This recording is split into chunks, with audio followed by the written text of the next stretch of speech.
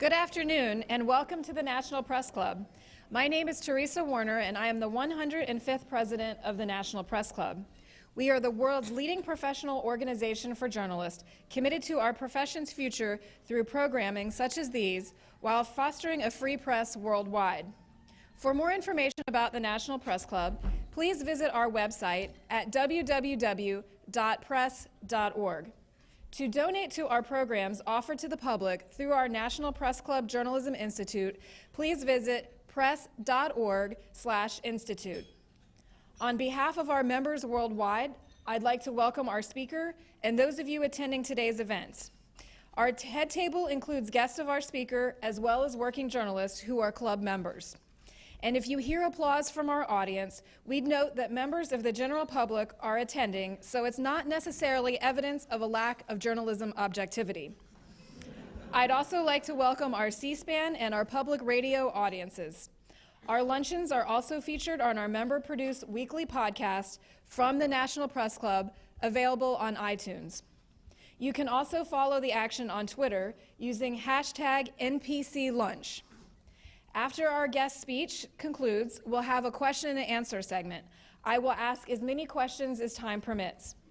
Now it's time for me to introduce our head table guests, and I'd ask each of you here to stand up briefly as your name is announced. From your right, Jim Mateg, Washington editor, Barron's; Jennifer DePaul, reporter, The Bond Buyer; Peter Blank, editor, Kiplinger Tax Letter; Scott Spory, senior producer, CNN; Kim Dixon, tax correspondent, Thomson Reuters; Jeff Shulman, father of IRS Commissioner; Marilyn G. Wax, senior business editor, NPR. I'm going to skip our speaker for just a moment. Lori Russo, managing director, Stanton Communications, and today's luncheon organizer. Jonathan Salant, political correspondent, Bloomberg, and past NPC president. Leslie Mays, Washington bureau producer, Time Warner Cable. Ralph Winnie, vice president, Eurasian Business Coalition.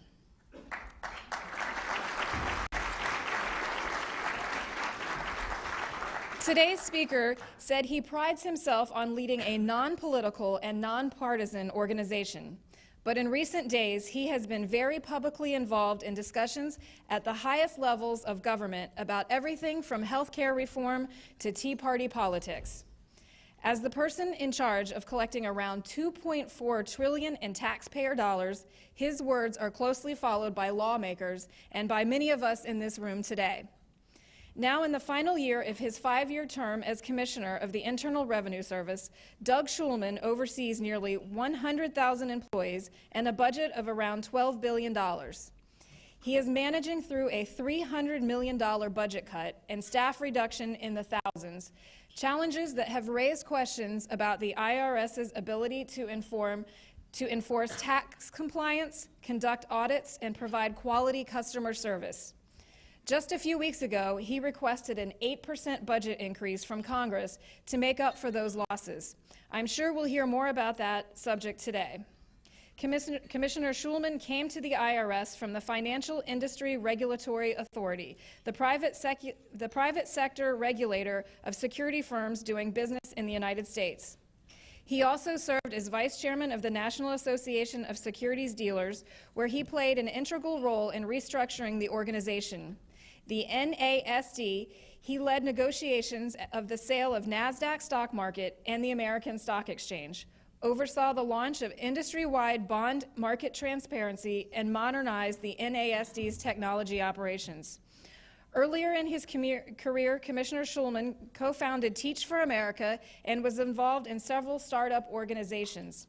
He holds a bachelor's degree from Williams College, a Master of Public Affairs from Harvard University's John F. Kennedy School of Government, and if that's not enough, he has a JD from Georgetown University Law Center. Please give a warm National Press Club welcome to Douglas Shulman. Thank you so much. Thank you, Teresa. It is really great to be back at the National Press Club. I've done this the last couple of years, right as we round up filing season at the end, as we approach April 15th, April 17th this year. Spring is a great time in Washington. If you walk around, the flowers are blooming, the trees are blooming, lots of kids are here on spring break. Anyone who visits Washington also always is impressed by the permanence and the timelessness of the buildings here, the statues, the colonnades. It really speaks to the legacy of this great nation. And in my job, as someone responsible for an important institution in government, it reminds me of the people who have come before me trying to make this government a little bit better and the country a little bit better. And it reminds me of the enormous progress that men and women have made over the years trying to move the nation forward. I'm always impressed by the creativity and innovation that you see in institutions, both private sector and public sector. And many of the statues that you see as you walk around Washington have men and women who were not afraid to embrace new ideas, who weren't afraid to challenge the past way of doing things, and to come up with new ideas and move them forward. I'm also a fan of continuous improvement, and that's what we've tried to do at the IRS. There's a whole number of great quotes about improvement. One is from IBM's Thomas Watson that says, whenever an individual or a business decides that success has been attained, progress stops. I'm a big believer that when you're responsible for an institution like the IRS, that your job is to stand on the shoulders of those who came before you, to try to build on successes of the past, and then to try to push the agency forward to the next level. And that's what I've tried to do with me and my senior team at the IRS. If you look back at the IRS, there was a lot of press coverage of the IRS in the mid-90s, and it wasn't all positive. Since that time, there's been a major reorganization of the IRS, and we've had a sustained arc of progress that's very different from that beginning in the 1990s. If you look in the rearview mirror, there was a time that the IRS was thought of as an organization that was mired in the past, one that had not kept pace with advances in technology, one that was slow to adapt and embrace emerging best practices in things like analytics and compliance and also in customer service, and one that was slow to recognize an evolving taxpayer base in things including embracing the fact that many of the taxpayers were operating in a much more global economy. But I would argue that standing before you today, standing on the shoulders of predecessors and others who moved the institution forward, that we've really made a lot of lasting progress at the IRS that will serve the nation and the tax system well for the years to come. As IRS Commissioner, Teresa mentioned, it's a big institution. I've got 100,000 employees. We view ourselves as a financial services institution because most of those employees are interacting, trying to get refunds back to taxpayers, interacting with businesses, nonprofits, moving vast amounts of money for over 235 million customers. People often ask me, how do you get an institution that big to move forward? And I would argue that there's two key prerequisites. There's many pieces of that answer. But first is you got to set the right strategy and make sure it's one that people inside and outside the institution can believe in and understand. And second is you have to stay very, very focused. Now, I'm a believer in relentless and myopic focus on priorities and not getting distracted by too many crises or incoming demands, and making sure that you communicate your priorities in a very clear manner. Now, this is much easier said than done, especially in a large government agency where there's lots of things coming at you. But staying focused and consistent for multiple years is a key to success. So today, what I want to do is share with you some of the results of 4 years of relentless focus on a handful of key strategic priorities that we set for the IRS. These priorities were creating new capabilities and efficiencies through technology, rethinking and reimagining our relationship with the paid tax return preparer community, leveraging data analytics to improve our operation, enhancing our taxpayer service capabilities, transforming the agency to confront the challenges of a global economy, and positioning the IRS workforce to make sure that we're prepared for tomorrow's challenges. So let me take them each in turn and begin with our efforts to modernize our technology and specifically focus on one critical program that we call the Customer Account Data Engine, or CADE-2. Now, many people have seen video footage from the 1960s, where very earnest-looking people load huge tapes into mainframe computers, and it was the first time we started really using technology to perform the magical feat of automated data processing. If you fast forward 40 years, although the tapes are a lot smaller and there's no longer people moving the tape, it's robotic arms moving the tapes, the IRS is actually still operating with some of the core systems and basic technologies that were built in the 1960s. You might ask yourself why. That's a complicated question, but there's at least 3 things. First is because it works. The IRS was one of the first institutions to deploy data processing on a large scale, and some of our original technologies, ones that hold hundreds of millions of taxpayer accounts and billions and trillions of pieces of data on taxpayers, were truly engineering marvels of their time. The problem is, now there's not a lot of people who remember how to keep running those systems, and those people are dwindling, and so it's very hard to keep them up and running. The second reason why our systems are so old is because we've actually built an elaborate set of newer systems on top of those older systems.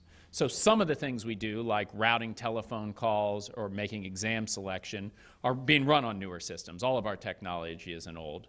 But also we have a very complicated, interrelated set of systems that when you try to unbundle those, that makes the job even harder. The third reason we still have been operating on old technology is because there's been a real reluctance to fund our technology in a way commensurate with our mission. The fact is that we currently spend less than 3% of our budget on long-term enhancements to our information technology infrastructure. If you compare this to private sector financial institutions, none of which come close to matching the number of customers that we need to support, that percentage is shockingly low.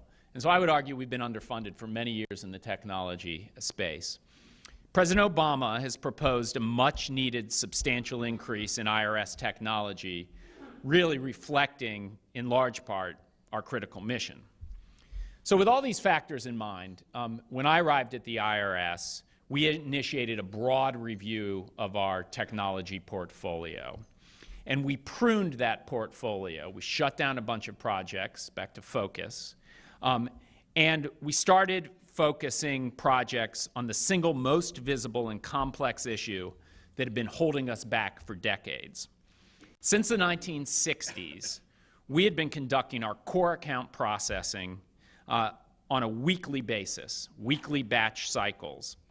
This process includes the basic tax information in your account, how much your balance is outstanding, whether you've made any recent payments. And so just to put it in perspective, in the past, when you sent in your tax return, we'd receive it. it would be a week before we'd process it, and then maybe another week before another piece of technology processed it. So if you called in the meantime, it would not show up on our customer service screens. And so you might have called, and we say, call back in a couple weeks when it's posted. I'm very pleased to report that this year, the IRS successfully migrated from a weekly processing cycle to a daily processing cycle. This was a multi-year, incredibly complex undertaking that went to the heart of our systems that process trillions of dollars in tax revenue. It's an incredibly important milestone for the IRS, and it's one that we first embarked on in the late 1980s. The payoffs from this improvement are quicker tax return processing for all taxpayers, up-to-date information at the fingertips of our account representatives, and a platform for much more real-time data analytics and compliance. It's already benefiting taxpayers this year, and this upgrade in our technology is going to produce major benefits for the nation's tax system for years to come. Our next long-term priority was looking at how we interact with paid tax return preparers. And let me tell you why we took on this challenge. Right now, many people in this room, many people across the country and the viewing audience are wrestling with and tackling one of their biggest financial transactions every year, and that's filing and paying your taxes, or hopefully getting a refund from the federal government. However, in the past 20 or 30 years, the way that taxpayers go about filing their taxes has dramatically changed. And today, 9 out of 10 taxpayers use either a paid tax return preparer or software that they have purchased to file their taxes. So despite the fact that this is a huge financial transaction and now there's a set of intermediaries who actually facilitate that transaction, when I arrived at the IRS, there were no basic competency requirements for tax return preparers. In most states, you need a license to cut somebody's hair. But just a few years ago, you didn't need any sort of certification, testing, et cetera, or basic level of competency to file someone's taxes. Now, I'm the IRS Commissioner, so I'm biased that taxes are more important than how your hair looks. I know other people view that differently. Now, I'm always looking for points of leverage with the IRS. Where are we going to spend our limited resources? And our Return Preparer initiative is just that. One way to look at it is we shifted from a retail approach, where we dealt with one taxpayer at a time, to a wholesale approach where we're starting to focus more on preparers so we can deal with 100 taxpayers at a time or 1,000 through their preparers. And that's what I mean by leverage. To give you a sense of scale, 95 million individual and business income tax returns were prepared by paid preparers in 2011, and that does not include people who use do-it-yourself software. And $5.7 trillion of income was reported through paid preparers. Given the importance of the paid preparers to the tax community, we're now well on our way to ensuring that there's a basic level of competency in the tax preparer community. We've registered 840,000 tax preparers in the last year and a half, and we've begun administering a competency test and requiring continuing education for all paid preparers who aren't CPAs, lawyers, or enrolled agents. Our next major priority is leveraging data analytics in order to continually improve our operations. We are a very information-intensive enterprise, and a key to our success is taking in the information, organizing it, and then analyzing it in a way that's intelligent, figuring out where we're going to deploy resources, how we're going to act on that information. During the last couple of years, we've built a team of people with analytical expertise and connected them very closely with our business units in an effort to continually improve operations. They're working on multiple fronts and have had a lot of impressive results for the nation's tax system. But let me just give you one example how we're leveraging data analytics and how it actually connects into the last two things that I talked about. Using better data that we now have on return preparers that we've gotten from registering return preparers, as well as faster processing cycles, so we can get that data more real-time on tax returns because we now have CADE 2 in place. We've applied advanced data analytics to link tax returns that show potentially serious compliance issues with the individual preparer who prepares them.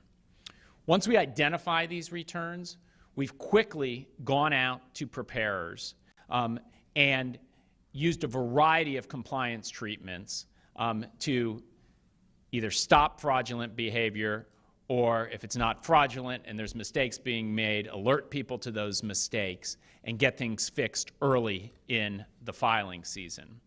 We're testing different techniques in a much more real time. Based on that results, we'll continue to feed that into our operations and evolve our programs.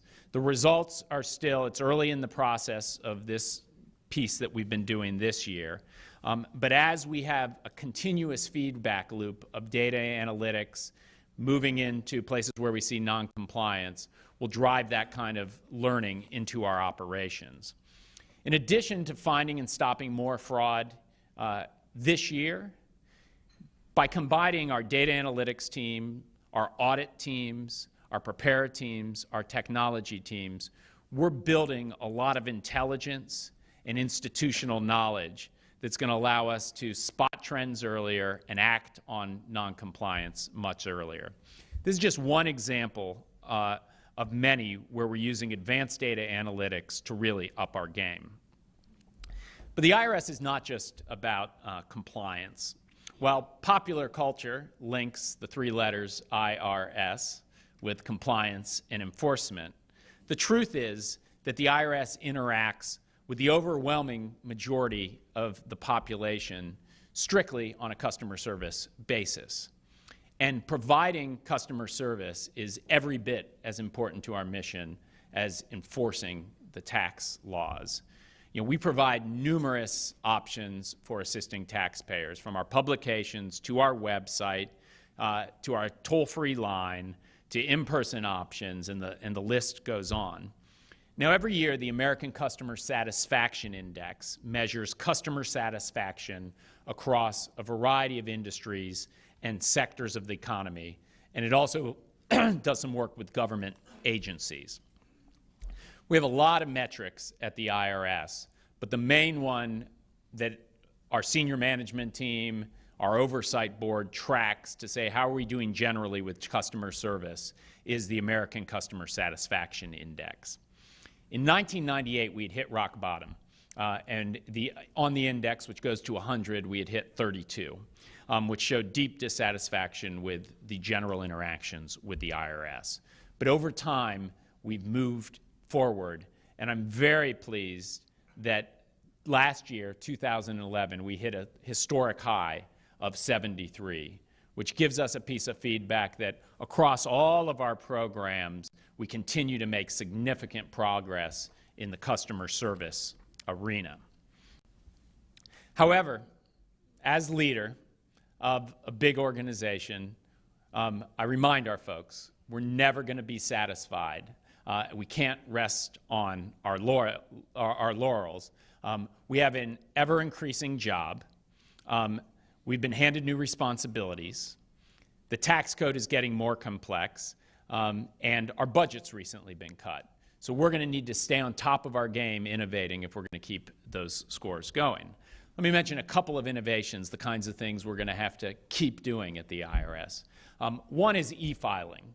I think e-filing is one of the most successful modernization programs in government. 15 years ago, 16% of taxpayers electronically filed their returns.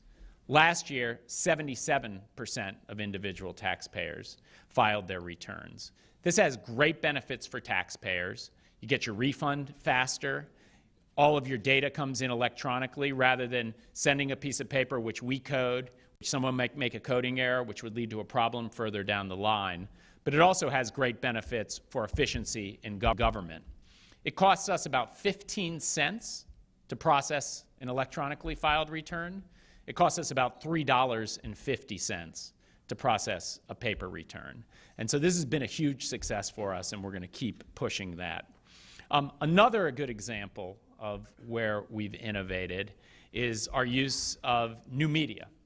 I always talk about, as an agency that serves every American, we need to meet people on their own terms where they needed to be, where they want to be met. That's why we still have walk-in centers some places, because people want to see some face-to-face interaction. But last year, we actually unveiled an iPhone or Android app called IRS To Go, which was our first smartphone application. You now can track your refund on your smartphone and get a variety of other information from the IRS. You can expect to see us to continue to innovate in the service arena, because we're going to need to do that if we're going to serve taxpayers well. Let me shift and just talk for a few minutes about how the IRS is managing its responsibilities in an increasingly global world. You know, we live in a world where products are produced routinely, where intellectual property is developed in one country. Logistics and engineering then happens in another country, one or more countries. Risks are managed in a variety of other countries, and components are sourced from yet other countries. And so when you actually take that product to market, it can be quite a challenge to figure out what's the proper U.S. corporate income tax. Not only are corporations operating in a global world, but individuals are too. Even people with modest incomes with retirement savings usually have some global exposure through their 401ks. This fundamental shift to a more global world produces challenges for the IRS. On the individual front, we've made putting a big dent in offshore tax evasion as a major priority of ours. We view this as a matter of fundamental fairness. We can't have a tax system where wealthy people are hiding assets offshore and not paying their taxes, and school teachers and firemen and ordinary Americans are getting paid through a paycheck, having their taxes withheld and sent right to the IRS, and footing the bill for people who are evading taxes offshore. Over the last 4 years, we've significantly increased our resources and our focus in offshore tax evasion, and the results have been very substantial. We upped the ante in a meaningful way with work on Swiss financial institutions, where for the first time in history, that bank secrecy jurisdiction turned over thousands of names and account numbers to the IRS. As we increased our enforcement efforts, we also created a new voluntary disclosure program. We've had a voluntary disclosure program for many years, and usually about 100 people come in and say, you know, I want to disclose something I've done wrong. I'll pay a serious penalty, but I'll avoid going to jail. When we opened this program up a couple of years ago, we thought we'd maybe get 1,000 people. We've gotten 33,000 people come in so far and disclose offshore bank accounts. To date, we've brought in, just through the voluntary disclosure, more than $4.4 billion, and that number continues to grow. We've also brought in a lot of information about intermediaries, bankers, banks, and taxpayers through that, and so that will allow us to continue pressing in this area. But collecting all of this money for past misdeeds and punishing people who broke the law is only part of the story. Perhaps a more important part of the story is the deterrence story. I think we're well on our way to stopping the next generation from people from even thinking about hiding assets overseas. We've fundamentally changed the risk calculus for advisors who would potentially facilitate offshore evasion, for banks that would potentially take assets from Americans, and from Americans who would potentially try to send their money overseas. We're also upping our game in the large business arena, particularly in the international arena. We've shifted our strategy, so we're now much more mirroring the tax planning strategies of corporations when we think about compliance issues. We've also increased coordination with our counterparts globally. I'm the chairman of a group of my counterparts from 43 nations, including all the G20 nations. We've moved to some real coordinated action, both on offshore tax evasion, but also we've doing things like joint audits with major corporations, and so there's real coordinated actions. Let me conclude with a couple of the last pieces that we're quite proud of as far as progress. One is people. I'm a big believer as a leader of any institution that if you want to do service well and compliance well, or whatever it is your mission is, you need to make sure people show up every day ready to do their job, which means as leaders, you need to make sure people feel respected, that they're engaged, that they're accountable. We've put a big focus on people the last couple of years. We've done everything from working on culture to working on managerial burden to making sure our people in the field have the right technology to get their job done. We're quite pleased of the results of trying to move a 100,000 person organization forward on the people front. From 2008 to 2011, we jumped from 8th place to 3rd place among the 15 large agencies with over 20,000 employees in the best place to work in government survey. And so while we have a lot of work to do going forward, we continue to focus on our people and make sure we've got the best group of employees in the federal government for the next generation of the tax system. So that's our proactive agenda. On top of this, in recent years, we've also been called on to execute some of the key policy priorities of this country. I call this final category of work that we've done incoming priorities, because it's must-do work for the nation. We're now recognized as an efficient and effective government agency to carry out high-profile initiatives. A couple examples. In the Recovery Act, when the nation was really having questions about was this recession going to become a depression, and the government had to step in a serious way, $300 billion, or about a third of the Recovery Act, was pushed out through the tax system. 95% of Americans were part of the Making Work Pay credit, and so got extra money via the IRS in their bank accounts. And we did things like through the expanded net operating loss, where people could ask for a longer time to get in this year's tax return operating losses, claw back some of the money from previous years. We put tens of billions of dollars into businesses right at the time that credit markets were frozen. We've also recently been asked to play a significant role in the Affordable Care Act, because much of the money flows in that piece of legislation are effectuated through the tax system. The lesson here for us is that we need to be nimble and we need to be agile when we're called on to do something to support the country. So 4 years ago, we set out with a clear strategy and a very intense focus on 6 strategic priorities: technology modernization, tax return preparers, data analytics, taxpayer service, offshore tax evasion, and our people.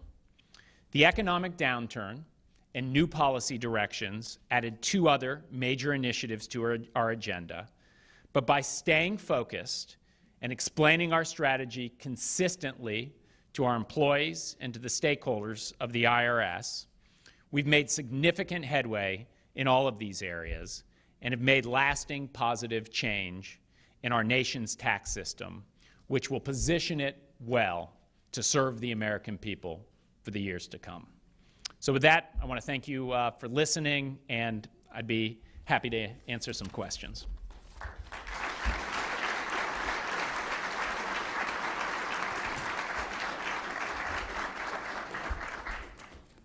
How how big of a problem is fraud on part of paid tax preparers?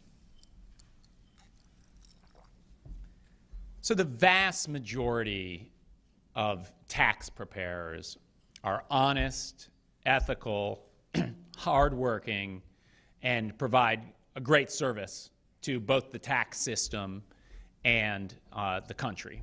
The problem is there are unscrupulous preparers out there who, one, bring down the reputation of all of the great preparers that are out there.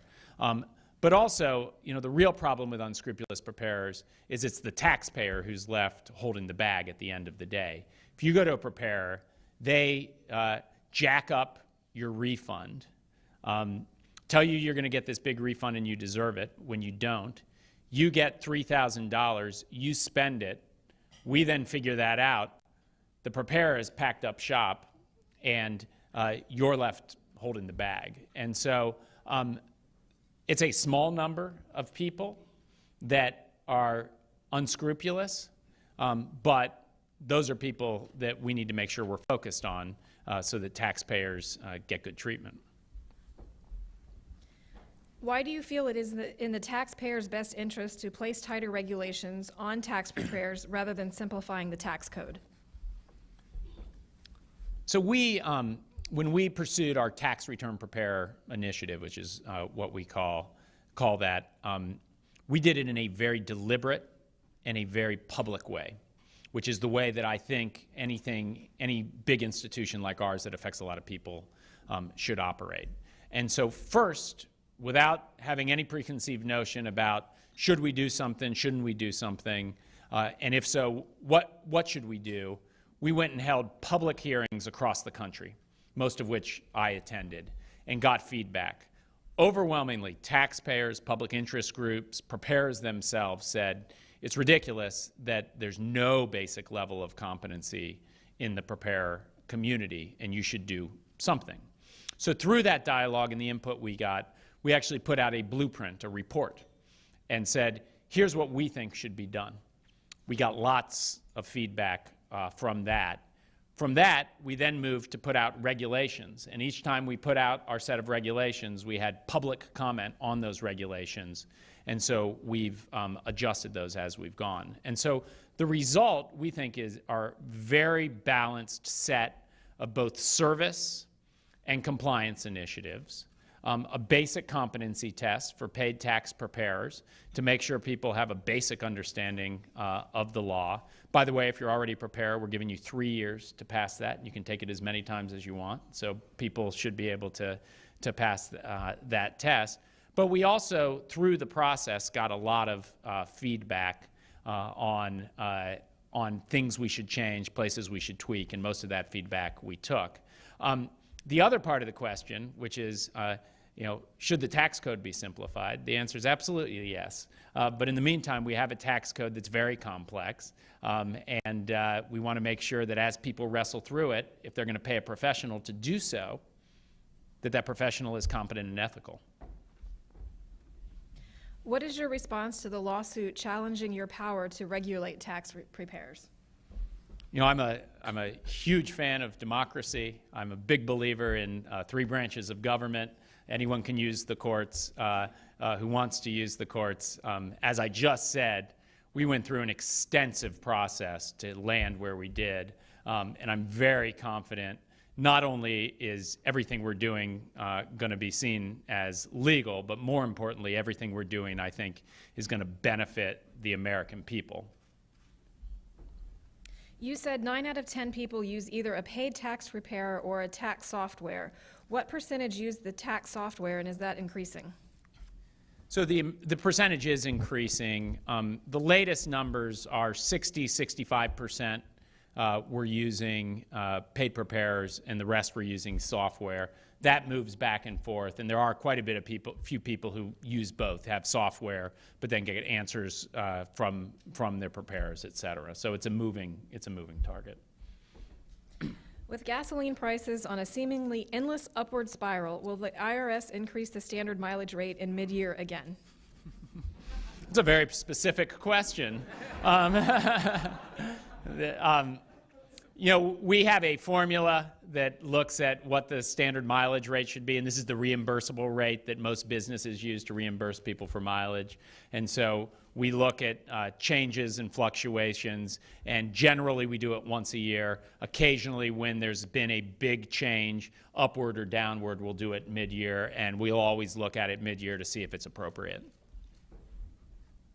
What is the agency doing to combat identity theft? That's a great question. I think most people know that the fastest growing financial crime in this country is identity theft, which is, basically someone stealing a purse or a wallet, getting hold of a social security number and a credit card and using that for mischief. Unfortunately, some people who do that, and identity theft is not an issue that emanates from the IRS or is exclusive to the IRS, but when someone steals identity, sometimes they try to use that identity to get a false refund. And we've got a very aggressive program around that. First, last year we stopped $14 billion of refunds from going out the door that had some indicia of fraud, and a lot of that is identity theft. We have continually learn and change our filters where we see to stop fraudulent refunds.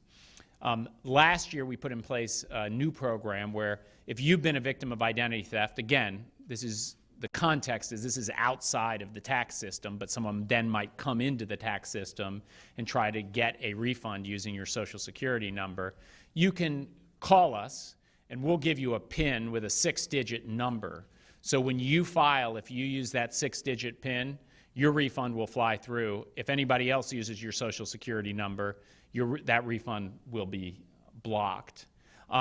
We also, this year, because we saw this as an escalating problem, in coordination with the Justice Department in January, we did a nationwide criminal sweep of people who had used identity theft in the tax system. And we had 100 people who were subject either to arrest, search warrants, or indictment in a 1-week period in January, which sent a very strong, chilling statement out to folks, which is if they commit identity theft, they better not come and try to use the tax system to do so, or we're going to be on the beat. And we've also tripled the number of people just dedicated to general identity theft issues, and this includes victim assistance. So when someone comes in, someone has stolen their identity, and they're having a problem getting their actual refund, we have now more people dedicated to help unravel that problem for them. There are many tax laws that expire at the end of this year. The Wall Street Journal called it Tax-ageddon. Next year could be a major headache for taxpayers if Congress doesn't act soon. How big of a problem will this be? I'm glad you asked that question. So one of our real jobs that we take very seriously is to make sure that as Americans wrestle with a complex tax code, that it's as seamless as possible for them. And so in many ways, we speak for the American people just trying to get in and get their taxes filed well. Unfortunately, Congress has gotten in the habit the last several years, and at least since I've been here, of passing tax legislation very late. And a lot of that is legislation that's already expired. And so this year, to give you an example, there's 3 different things happening. There's tax cuts from 2001 and 2003 are set to expire at the end of this year. The payroll tax cut is set to expire at the end of this year. And the most important and complicated issue is there's a whole bunch of tax cuts that expired several months ago and are already expired, which include the AMT and things called extenders, which include deductions that school teachers take for buying supplies for their classroom. Those have already expired. If Congress doesn't act until late in the year next year, say after the election, we're going to have real risk in the system. And we may have to do what we had to do 2 years ago, which is delay the opening of filing season for a whole number of people. If Congress can't act by the end of the year, and even starts to think about retroactive legislation of things like the AMT, which have already expired, you could have a real disaster in the filing season where there's total confusion, where some people are filing under one law and under another. So it's an issue we're tracking very closely and we're quite concerned about, and we're hopeful that these pieces of legislation will pass sooner rather than later. Do you think we can ever expect to see a simpler tax code? Yes. Yeah. The statistics are going in the wrong direction now, but I'm an optimist. There have been 3,000 changes to the tax code just since 2000, and so we obviously have a very complex tax code. I think that there's broad political consensus. Both parties, the administration and Congress, all would like to see a simpler tax code. The problem is, I had a friend when I took this job, and he said, the problem with taxes is it's real money. And every change to the tax code, even simplification, can mean that some people might pay less, some people might pay more. And so it's real hard to do. But I think we're hitting a critical mass of just sentiment around the country that something needs to be done about the tax code. Some state leaders are calling for an end to the mortgage tax credit. In this already difficult housing market, what do you think that effect would be? Well, look, the mortgage deduction is an important deduction. We have an economy that is on the rebound. We have a housing market that's looking a lot better than it did before. And so I won't speculate on something that's not, in the works. So I think, I'll leave it to somebody else to speculate on something that may or may not ever happen. You stated in your remarks that the IRS technology portfolio is significantly deficient and far behind when compared to the private sector. If this is true, how secure is taxpayer information from high-tech hackers who have gained access to files of certain financial institutions? Yeah, so first let me clarify my comments. My comments were, we've been underfunded for many years and we're operating on some old technology, and that this year we actually had a major breakthrough and significantly upgraded the core piece of technology we needed to upgrade. And so I think we're actually making progress now in a significant way, and it's pretty phenomenal that we've been able to run the tax system for over 200 million customers every year on some of the older technology that we've done. Regarding data security, it is something we take very, very seriously. We have had no perimeter breaches from hackers. We've got a set of people doing cybersecurity in a very serious way. And we have extensive internal security that we put in place. I always tell everybody, my first hour as IRS Commissioner, I got sworn in, there was a safety briefing, and there was an information security briefing. That's how seriously we take it. And our people take this all very seriously. And so I think the American people can feel very confident that their data is secure at the IRS. Given that it is so much cheaper for the IRS to process electronically filed returns, what is the IRS doing to encourage e-filing? Well, I gave you the statistics. We moved from 16% to 77% e-filing in the last 15 years. That number's continuing to go up. There are people who want to file on paper, and we still provide that option. Last year, we actually mandated that paid preparers, if they file more than 100 returns, had to file electronically. Tell you a little story. When I first got to the IRS, I toured some of our facilities, and I saw returns that had clearly been prepared on a computer that somebody had printed out, sent to us, and we had people typing in that return. Now, that does not seem efficient and a good use of taxpayer dollars, which led us to kind of mandate some of these things. And so I think the trend's moving in the direction. I mean, it's like everything else. People are more and more using technology. There will be a time where everything will be electronic, but we also have an obligation to every American, not just the Americans who use a computer. So there's some people who don't use a computer for a variety of reasons. That number is dwindling, and as it dwindles, e-file will continue. But we want to make sure we serve every taxpayer. Several nonprofits indicated on their application for 501c4 status that they would not be spending any money to influence the election of candidates. Then they spent millions on political ads. Why have you not revoked their status? So I'm not aware of any of these specific cases, and so not addressing any specific nonprofits or any detailed information someone has or doesn't have. 501c4 organizations are social welfare organizations that are generally need to be under the tax code promoting the common good. But they are allowed to engage in political activity as long as it's not their primary activity.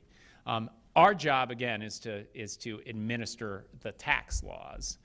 So what we do is 501c4s become an organization. Some apply. You actually don't need to apply to become a 501c4. You can hold yourself out. All of them have to file a Form 990. When any taxpayer files their form, we have a set of screens that we put them through. And when we see an issue with a 501c4 or with a 501c3 or with an individual taxpayer, we'll go out and do an audit and gather more facts. You said 73% satisfaction with the IRS, and that's considered a below average grade in schools. What are you doing to continue to raise satisfaction? So the question asks about the overall filing experience, and it continues to move up. IRS has a ubiquitous brand, and I said before that IRS, often people think about enforcement. So some people, when you get a question about the IRS, they have a knee-jerk reaction, no. And so what we're doing is just doing our job. We're making sure when you call us, we give you good, accurate information, and our people are polite. We make sure when we do an audit that we have competent people who find problems when there are problems and walk away when there aren't any problems. We make sure we have more and better web applications. So if you want to do your job with us over the internet, you do your job with us over the internet. We make sure preparers are qualified, and the list goes on. And so, our job at the end of the day is to do all the things we're supposed to do for the American people, and then those numbers will go up. And so while I won't compare us to kids in school and their grades, what I will tell you is it's the highest number we've ever had, which shows continued improvement for the IRS. There are hundreds of thousands of documented, undocumented aliens in the USA. They are taking advantage of all available social amenities. Is the IRS doing anything to collect taxes from these documented, undocumented aliens? It's a great question. And one of the pathways to citizenship that people believe is a good one is, even if you're not in this country legally, to pay taxes.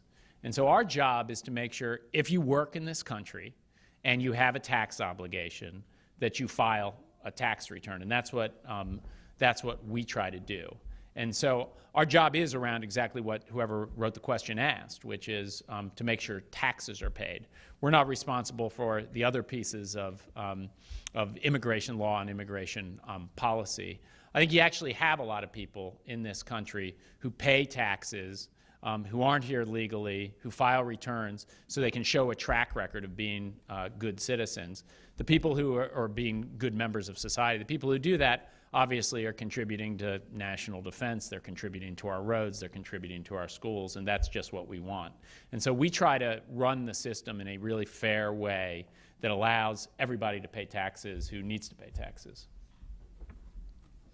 Last year, you indicated that you had a check with your wife first about a second term as Commissioner of the IRS. Did you get permission for a second term? So I have a term that ends in this fall. My plan's to serve out that term, but my plan's to leave at the end of my term. What I would say is this is a great institution with a phenomenal cadre of leaders who are well positioned to continue moving the institution forward, and that's what we've tried to focus on. Myself, the rest of my senior leadership team while we're here, to make sure that the institution is much stronger than any of us who are here, that it continues to serve taxpayers next year and the next year and 10 years from now and a generation from now. We're almost out of time, but before I get to the last question, I have a couple of housekeeping matters to take care of. First of all, I'd like to remind you all of our upcoming luncheon speakers. On April 11th, we have Michael Weiner, Executive Director of Major League Baseball Players Association, and he will discuss the new baseball season. On April 16th, Alec Baldwin, actor and spokesperson for the American for the Arts, will be here. That event is sold out, but you can watch it on C-SPAN. April 24th, we have Secretary Ken Salazar from the Department of Interior.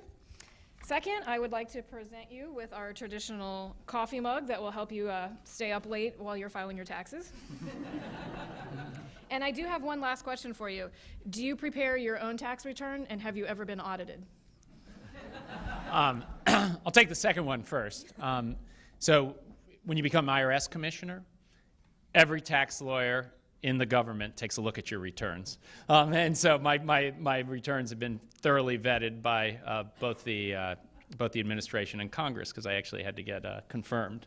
And I actually have a prepare my tax returns. How about a round of applause for our speaker today? Thank you for coming.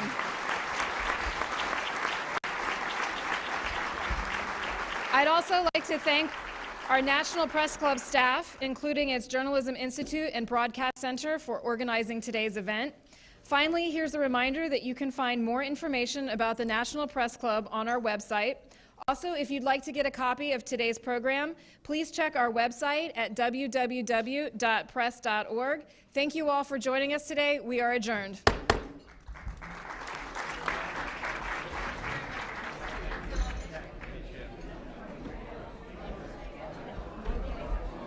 Past way of doing things, and to come up with new ideas and move them forward. I'm also a fan of continuous improvement, and that's what we've tried to do at the IRS. There's a whole number of great quotes about improvement. One is from IBM's Thomas Watson that says, whenever an individual or a business decides that success has been attained, progress stops. I'm a big believer that when you're responsible for an institution like the IRS, that your job is to stand on the shoulders of those who came before you, to try to build on successes of the past, and then to try to push the agency forward to the next level. And that's what I've tried to do with me and my senior team at the IRS. If you look back at the IRS, there was a lot of press coverage of the IRS in the mid-90s, and it wasn't all positive. Since that time, there's been a major reorganization of the IRS, and we've had a sustained arc of progress that's very different from that beginning in the 1990s. If you look in the rearview mirror, there was a time that the IRS was thought of as an organization that was mired in the past, one that had not kept pace with advances in technology, one that was slow to adapt and embrace emerging best practices in things like analytics and compliance and also in customer service, and one that was slow to recognize an evolving taxpayer base in things including embracing the fact that many of the taxpayers were operating in a much more global economy. But I would argue that standing before you today, standing on the shoulders of predecessors and others who moved the institution forward, that we've really made a lot of lasting progress at the IRS that will serve the nation and the tax system well for the years to come. As IRS Commissioner, Teresa mentioned, it's a big institution. I've got 100,000 employees. We view ourselves as a financial services institution because most of those employees are interacting trying to get refunds back to taxpayers, interacting with businesses, nonprofits, moving vast amounts of money for over 235 million customers. People often ask me, how do you get an institution that big to move forward? And I would argue that there's two key prerequisites. There's many pieces of that answer. But first is you got to set the right strategy and make sure it's one that people inside and outside the institution can believe in and understand. And second is you have to stay very, very focused. Now, I'm a believer in relentless and myopic focus on priorities and not getting distracted by too many crises or incoming demands, and making sure that you communicate your priorities in a very clear manner. Now, this is much easier said than done, especially in a large government agency where there's lots of things coming at you. But staying focused and consistent for multiple years is a key to success. So today, what I want to do is share with you some of the results of 4 years of relentless focus on a handful of key strategic priorities that we set for the IRS. These priorities were creating new capabilities and efficiencies through technology, rethinking and reimagining our relationship with the paid tax return preparer community, leveraging data analytics to improve our operation. I'm going to skip our speaker for just a moment. Lori Russo, Managing Director, Stanton Communications, and today's luncheon organizer. Jonathan Salant, Political Correspondent, Bloomberg, and past NPC President. Leslie Mays, Washington Bureau Producer, Time Warner Cable. Ralph Winnie, Vice President, Eurasian Business Coalition.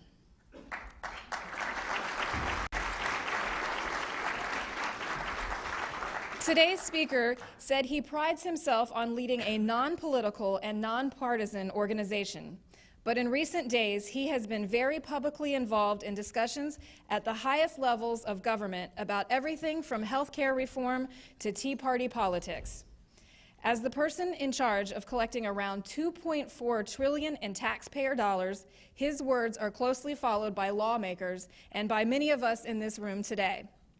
Now in the final year of his 5-year term as Commissioner of the Internal Revenue Service, Doug Shulman oversees nearly 100,000 employees and a budget of around $12 billion. He is managing through a $300 million budget cut and staff reduction in the thousands, challenges that have raised questions about the IRS's ability to enforce tax compliance, conduct audits, and provide quality customer service. Just a few weeks ago, he requested an 8% budget increase from Congress to make up for those losses. I'm sure we'll hear more about that subject today. Commissioner Shulman came to the IRS from the Financial Industry Regulatory Authority, the private sector regulator of security firms doing business in the United States. He also served as vice chairman of the National Association of Securities Dealers, where he played an integral role in restructuring the organization. The NASD, he led negotiations of the sale of NASDAQ stock market and the American Stock Exchange, oversaw the launch of industry-wide bond market transparency, and modernized the NASD's technology operations. Earlier in his career, Commissioner Shulman co-founded Teach for America and was involved in several startup organizations. He holds a bachelor's degree from Williams College, a Master of Public Affairs from Harvard University's John F. Kennedy School of Government, and if that's not enough, he has a JD from Georgetown University Law Center. Please give a warm National Press Club welcome to Douglas Shulman. Thank you so much. Thank you, Teresa. It is really great to be back at the National Press Club. I've done this the last couple of years, right as we round up filing season at the end, as we approach April 15th, April 17th this year. Spring is a great time in Washington. If you walk around, the flowers are blooming, the trees are blooming, lots of kids are here on spring break. Anyone who visits Washington also always is impressed by the permanence and the timelessness of the buildings here, the statues, the colonnades. It really speaks to the legacy of this great nation. And in my job, as someone responsible for an important institution in government, it reminds me of the people who have come before me trying to make this government a little bit better and the country a little bit better. And it reminds me of the enormous progress that men and women have made over the years trying to move the nation forward. I'm always impressed by the creativity and innovation that you see in institutions, both private sector and public sector. And many of the statues that you see as you walk around Washington have men and women who were not afraid to embrace new ideas, who weren't afraid to challenge the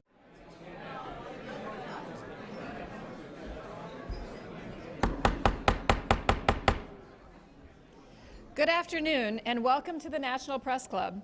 My name is Teresa Warner, and I am the 105th president of the National Press Club.